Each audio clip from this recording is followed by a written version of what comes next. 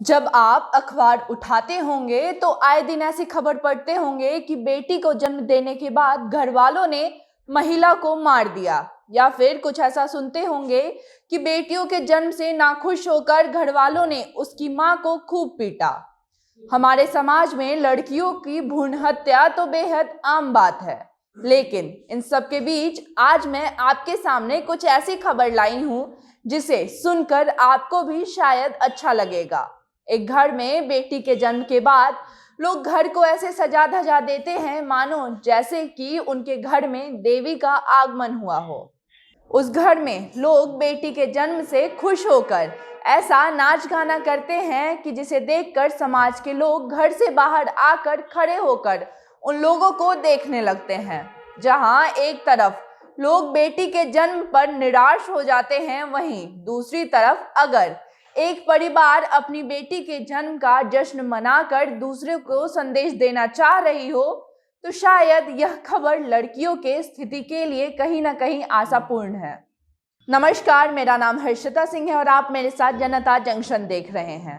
राजगढ़ के एक परिवार ने अपनी बिटिया के जन्म पर शानदार जश्न मनाया। बिटिया के आगमन पर घर को दुल्हन की तरह सजाया गया और बेटी के स्वागत के लिए घर को गुब्बारों और फूलों से सजा दिया गया। इस जश्न में परिवार वालों के साथ मोहल्ले के लोग भी शरीक हुए। जब से हम इनके बारे में जाने हैं तब से यहाँ हम डेली आते हैं।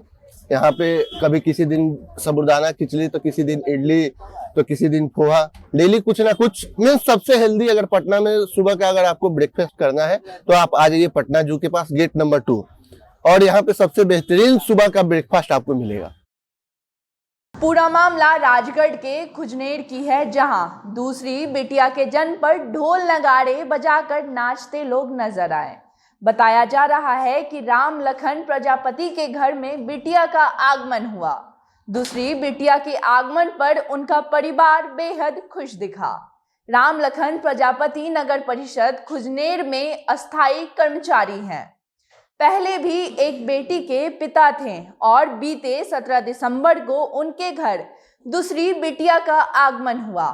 अब ऐसे में समाज में जहां आए दिन बेटियों के जन्म पर महिलाओं की उत्पीड़ना होती है और महिलाओं को मारा पीटा जाता है, अगर ऐसे में किसी परिवार से ऐसा संदेश मिलता है कि लोग खुशी मना रहे हैं, ढोल नगाड़े बजा रहे हैं, तो यह तो सराहनीय है ही। उस परिवार के सोच की दाद देनी पड़ेगी। वह बेटियों के जन्म पर समाज में एक नई संदेश दे रहे हैं। ऐसे परिवार समाज कल्याण में हाथ बटा रहे हैं। ऐसे परिवारों की इस समाज में बेहद आवश्यकता है। लेकिन पता है प्रश्न कहाँ उठता है? प्रश्न उठता है इस पूरे समाज पर। कहते हैं इंसान एक सामाजिक प्राणी है। हम अक्सर इस समाज के बारे में सोचकर चुप हो जाते हैं, लेकिन क्या यह समाज मुझे इस प्रश्न का उत्तर देगा कि क्यों आज भी अगर एक घर में 2 लड़कियों का जन्म हो रहा है तो उसे अखबारों में छापा जा रहा है? क्यों आज भी बेटियों के जन्म पर खुशी मना रहे लोगों को समाज में लोग खड़े होकर भौचक्के से देख रहे हैं?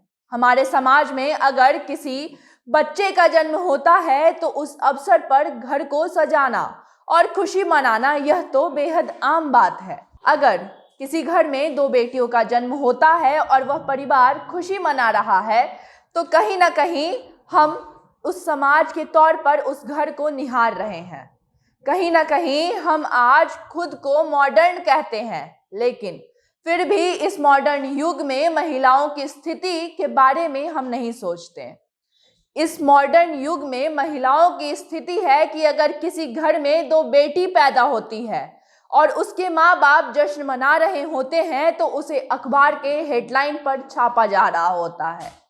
क्या आज भी एक परिवार को खुशी मनाकर लोगों के सामने यह संदेश देना पड़ रहा है कि बेटी का जन्म भी खुशियों की बात है? एक तरफ हम चांद पर पहुंचे हैं और दूसरी तरफ इस जमीन पर भी बेटियों को जीने के लिए जद्दोजहद करनी पड़ रही है।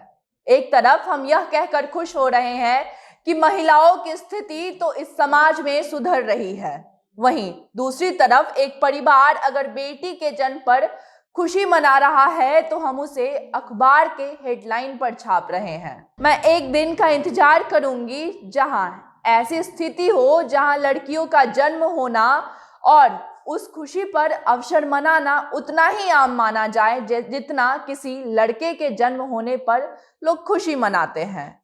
ऐसे समाज का इंतजार करूंगी जहां बेटियों को उनका हक छीनना ना पड़े बल्कि उन्हें उनका हक दिया जाए। मेरा नाम हर्षिता सिंह है। कैमरे के पीछे मेरे साथी ओम प्रकाश खड़े हैं। अगर आपको यह खबर पसंद आई हो तो नीचे कमेंट बॉक्स पर अपनी प्रतिक्रियाएं देना बिल्कुल ना भूलें।